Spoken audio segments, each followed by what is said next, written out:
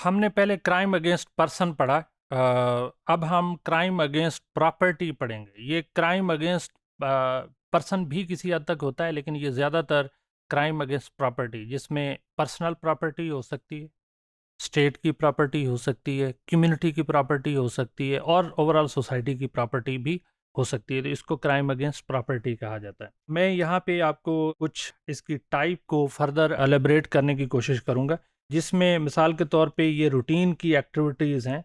लोग अपनी रूटीन की डेली लाइफ को फॉलो कर रहे हैं, और इसके अंदर डेली रूटीन्स के अंदर एक लोगों की ना सिर्फ डेली की रूटीन है, बल्कि उसके साथ साथ लोगों की एनुअल रूटीन यानी सालाना रूटीन भी है। मैंने ये काम करना है, ये नहीं करना। या रॉबर्स जो हैं, जो चोरी करने वाले हैं, एक तो उनकी डेली की रूटीन्स हैं, और फिर उन्होंने एनुअल किस तरह से क्या करना है, तो वो रूटीन्स हैं। हमारे यहाँ बाज़ अनप्लैन्ड रॉबरी होती है और कहीं पे प्लैन्ड रॉबरी होती है। मिसाल के तौर पे बिजनेसमैन जो हैं, वो जब रॉबरी करेंगे तो वो ये सोचते हैं कि इस साल में कहाँ कहाँ से प्रॉफिट लेना है। या अपॉर्चुनिस्ट जो हैं, या प्रोफेशनल जो क्रिमिनल्स हैं, आगे जाके हम इसकी फर्दर टाइपोलॉजीज देखेंगे। तो वो हर एक की अपनी अपनी रूटीन होती है। स्पेशल इवेंट्स के ऊपर, मिसाल के तौर पे वेस्ट में जब न्यू ईयर की सेलिब्रेशंस होती हैं, तो वहाँ रॉबरी के इंसिडेंट्स होते हैं। या बाज़ औक़ात कोई स्पेशल इवेंट्स हो रहे हो, तो उसमें कोई डिस्ट्रप्शन हो जाए, कोई अनप्लेजेंट वाक़या हो जाए, तो उसकी वजह से जो रॉबरीज होती हैं। इसमें ऑफेंडर्स जो हैं, ये वो लोग हैं जिनको कैश की ज़रूरत है। यानी ये ऑफेंडर्स जो हैं, इनको कैश की ज़रूरत होती है कि इन्हें किसी न किसी तरह से पैसा मिल जाए, और वो पैसा अपनी डेली की रूटीन के लिए भी हो सकता है, ओवरऑल लाइफ के लिए भी हो सकता है, या लाइफ गोल में सिर्फ पैसा कमाना है, ये नहीं पता किस लिए, लेकिन बस पैसा कमाना है। इनके अटैक मेथड, यानी ये जब रॉबरी करते हैं या किसी के ऊपर स्नैचिंग के लिए जाते हैं, तो इनके मेथड डिफरेंट हो सकते हैं। कभी इन्होंने कोई एक ही तरह के मेथड नहीं यूज़ करते जनरली। ये प्लानिंग के साथ भी आ सकते हैं, और बाज़-औक़ात अनप्लानिंग भी होती हैं। ये डिपेंड करता है कि ये किस लोकेशन के ऊपर हैं।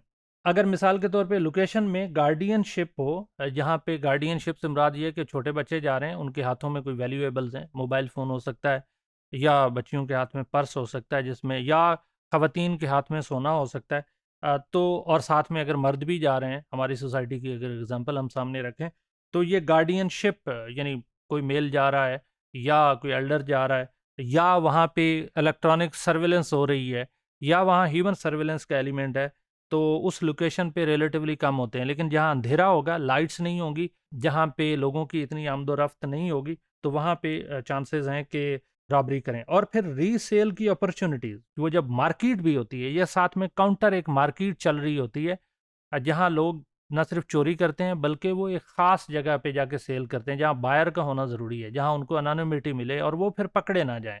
क्योंकि ऐसी जगह पे अगर वो वैल्यूएबल चीज़ें जाके सेल करेंगे, तो वो एक किस्म का उनके लिए उल्टा प्रॉब्लम बन सकती है, क्योंकि उनके फिंगरप्रिंट आ सकते हैं, या वो चीज़ों की निशानी हो सकती है, एक इंडिविजुअल ने दूसरे को दी और दूसरे ने जाके बता दिया, तो वो उनके पकड़े जाने के चांसेस हैं। और फिर साथ में एस्केप रूट्स होने चाहिए, कि इन केस के कहीं कोई डिटेक्शन हो जाए, तो उन एक्टर्स ने या उन क्रिमिनल्स ने अपने आप को किस तरह से बचाना है।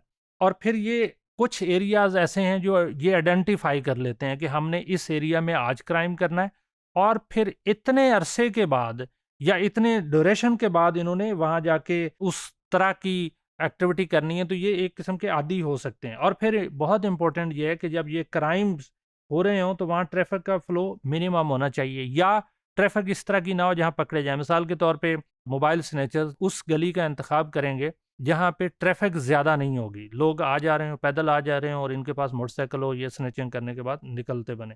फिर ये एक और इम्पोर्टेंट चीज़ है कि ये जो विक्टिम्स हैं, जो लोग ऑफेंडर तो हमने डिस्कस कर लिया, उनके क्या मोटिव्स हैं, जो विक्टिम्स हैं उनकी नेचर क्या है, और फिर वो किस तरह से रिएक्ट करते हैं। मिसाल के तौर पे ये ज़्यादातर वुल्नरेबल हैं। वुल्नरेबल से मुराद ये है कि ये लोग ज़्यादा रेजिस्ट नहीं कर सकते।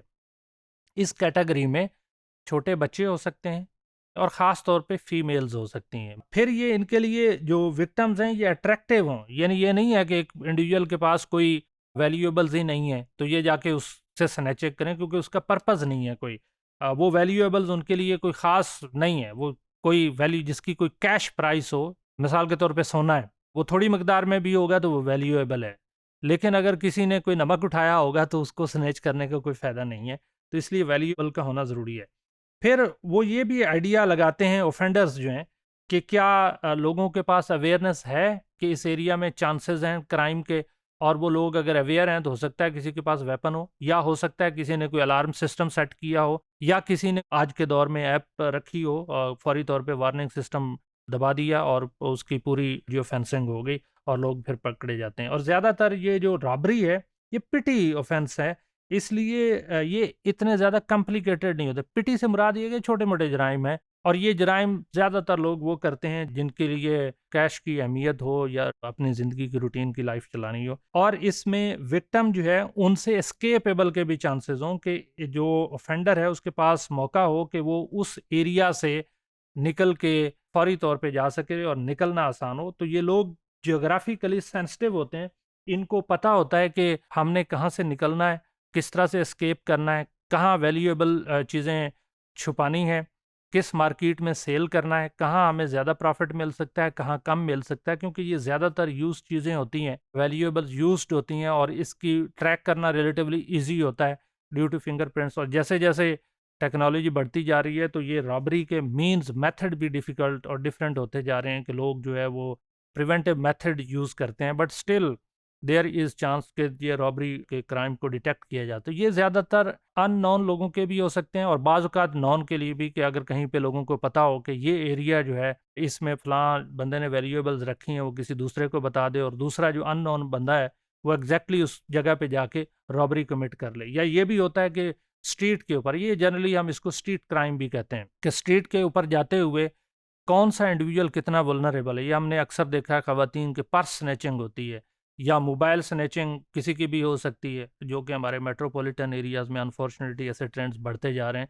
तो हमने डिस्कस किया कि रॉबरी जो है ये पिटी क्राइम है, और इसके अंदर लोगों की जो बिल्कुल क्राइम की नेचर है पिटी है। अगर ऐसे लोग पकड़े जाएँ तो उनको ज़्यादातर फ़ाइन होता है, अनटिल अनलेस कि बॉडीली कोई इंजर्ड ना हो या कोई सीरियस क्राइम ना किया हो।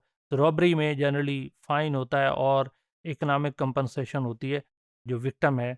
तो विक्टिम इसमें ज़्यादातर वुल्नरेबल कम्युनिटीज़ होती हैं। ये रॉबरी के क्राइम ज़्यादातर बच्चों के, बूढ़े लोगों के और वुल्नरेबल पॉपुलेशन के गिर्द घूमते हैं।